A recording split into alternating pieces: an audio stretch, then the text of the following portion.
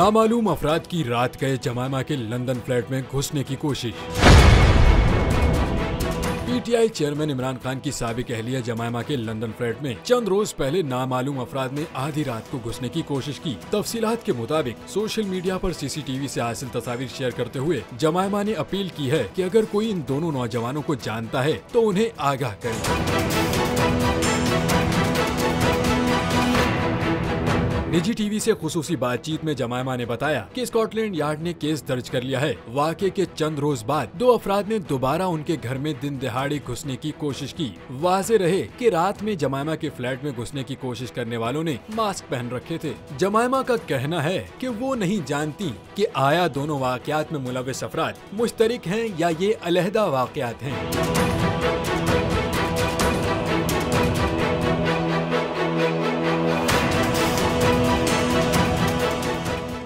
नजर आ रहा है सामने लिखा हुआ है जुल्म मिटने के लिए। दो चीजों से मिटेगा भाई, एक अदल की कुर्सी पे जो लोग बैठते हैं ना, वो अदल के हिसाब से फैसले करने लगे। दूसरा कौम निकल खड़ी उस जुल्म के खिलाफ, तो जुल्म खत्म हो जाएगा। या इन दोनों में से कोई एक चीज हो जाए या दोनों हो जाए।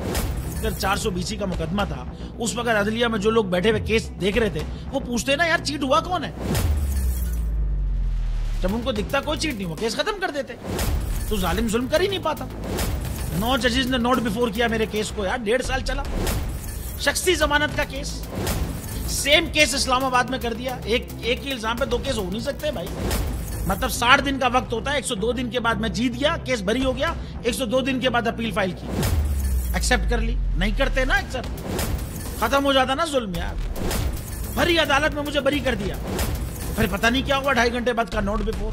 मैं नहीं सुनता ये केस, खड़े रहते अपने फैसले पे, मिट जाता जुल्म। अल्लाह ताला ने बिठाया इस कुर्सी, इन कुर्सियों पे इनको यार, ये अल्लाह ताला की तरफ से फैसले करने हैं। तो या तो ये फैसले आएंगे, जुल्म मिट जाएगा, या कौम खड़ी हो जाएगी जुल्म के खिलाफ।